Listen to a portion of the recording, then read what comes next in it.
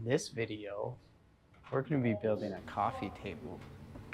Let's get started. Well, I'm glad that's over. To start the video, I just wanted to say that I was really surprised at the reaction to my first video. There were really some cool comments, and I just want to say thank you because I was surprised and I just was not expecting that. This video is all about the coffee table I made for my brother. The video is a mix of a couple different types of styles. There's some voiceover, there's some woodworking montages, and there are some shop sounds sections too.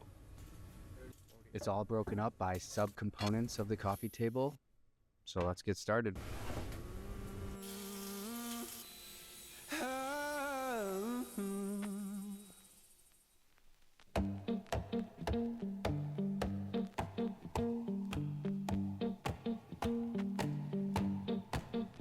Well, I saddled up my shoes, headed out at dawn. Yeah, I saddled up my shoes, headed out at dawn. Ain't no place gonna hold me when the road keep rolling on. Left my baby crying, said you can't live that way. Left my baby crying, said you can't live that way. I told her love ain't chained down, it just comes and drifts away. Yeah.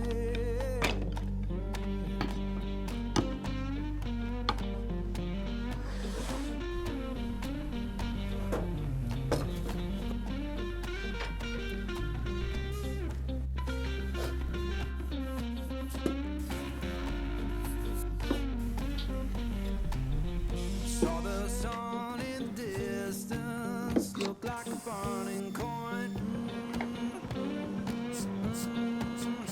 Saw the sun in the distance, looked like a burning coin.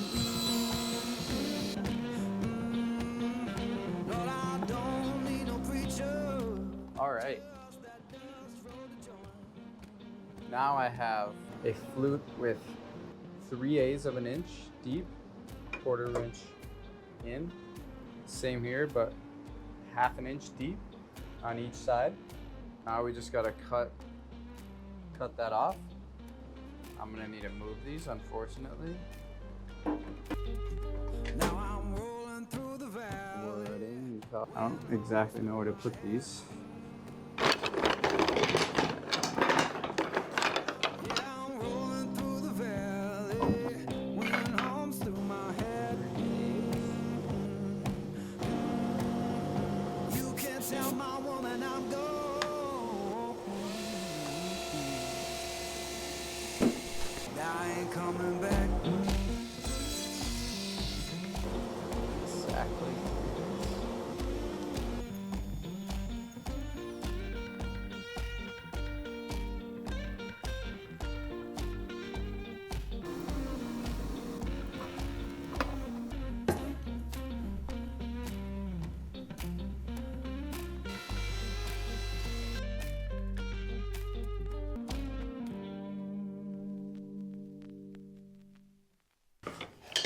We are down to the final step of these flutes.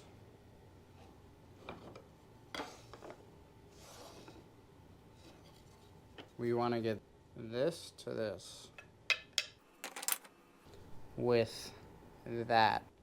I got the 1/2 inch radius chucked up in here. And we're gonna run it through.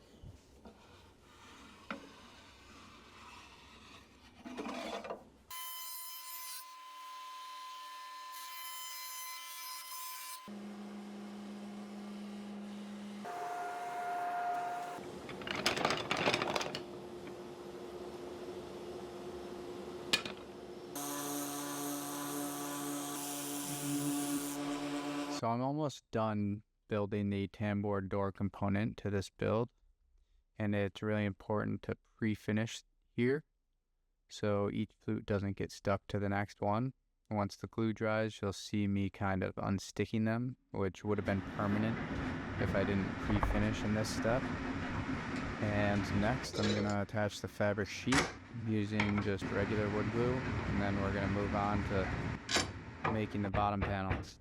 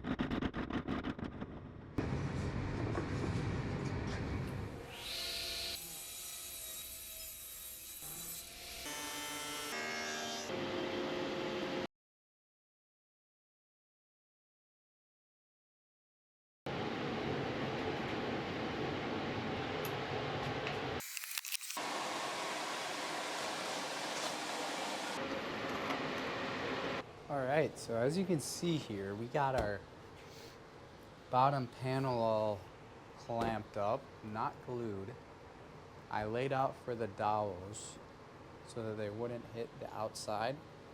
All they're left to do is drill for the dowels and glue it up.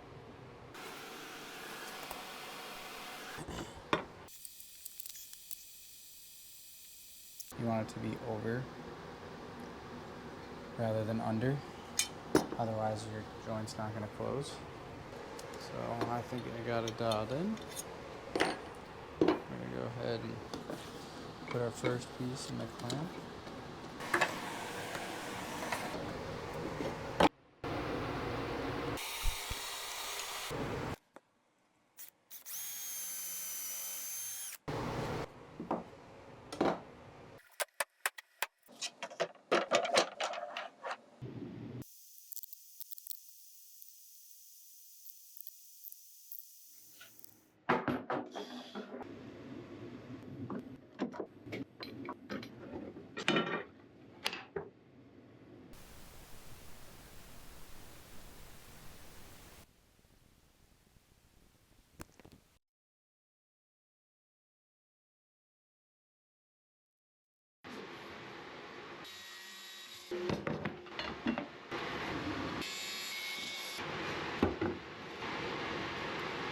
So I'm making the form here for the epoxy pour.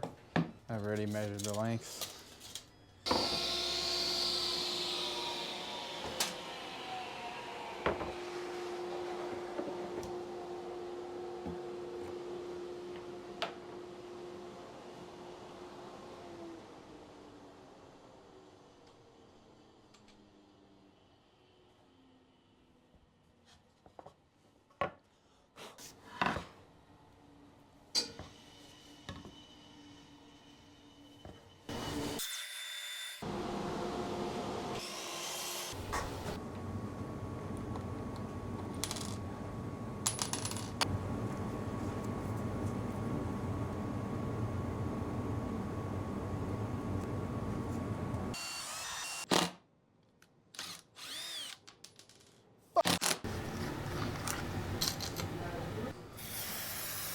I just want you to know that.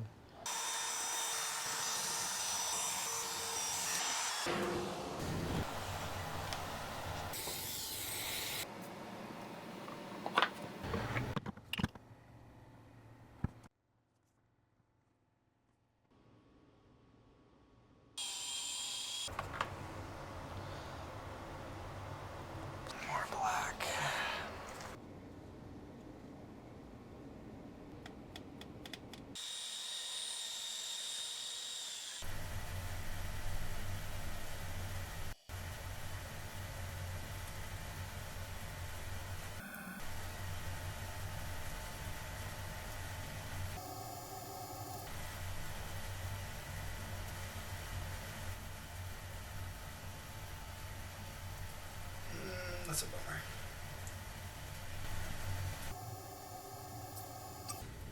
Yeah, so I didn't mix up enough epoxy here.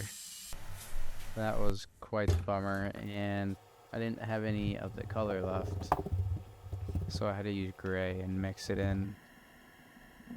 It turned out okay, but I was a little worried while I was doing this, but it turned out great.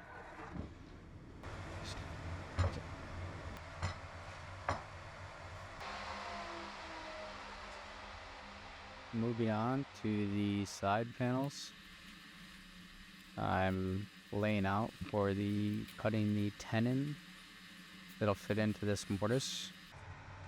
Just doing a bit of math here to figure out how much width I'm gonna have on either side of the side panel. Came out to 3/32, which I have a spacer for. Quick tip, if you do what I'm doing here, where you take another block and you push it up against the surface you're trying to measure from, you can then put your spacer on and draw the line. This makes it completely accurate and repeatable. See?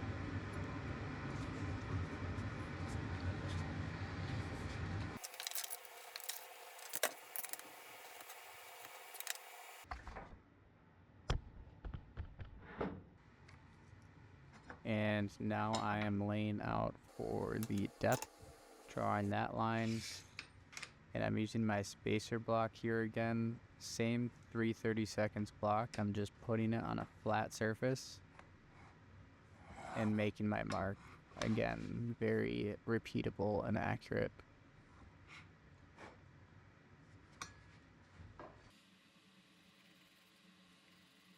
So with this entire sequence of me cutting the tenon onto the side panels, I'm kind of just making it up as I go. I have never really done a mortise this big, and with each step that I'm doing, I have not really thought past to the next one. So I'm really just taking it one step at a time. When it's time to make the cut, I have to think about how I'm going to make the cut, and with which tool I'm going to make the cut, and how am I going to make it accurate and repeatable.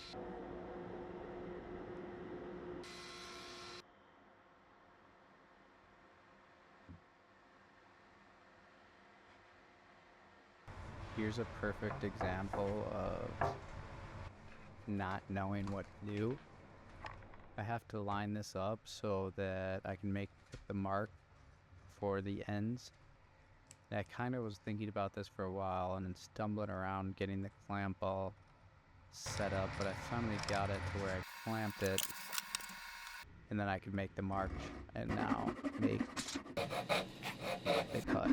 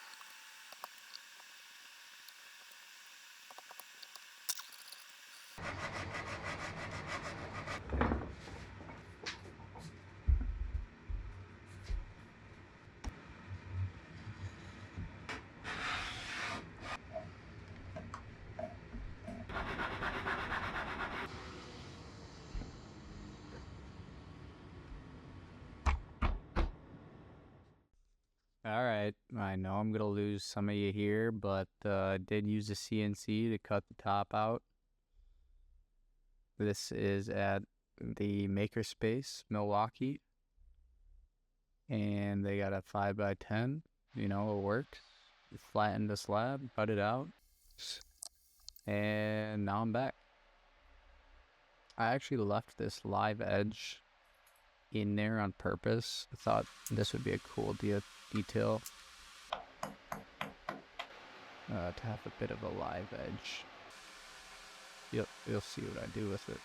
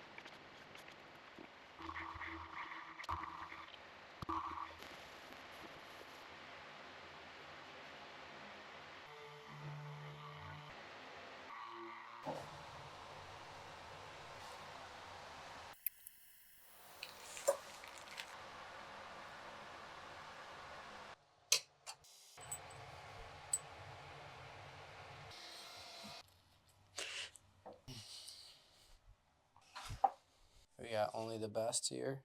Mortar oil.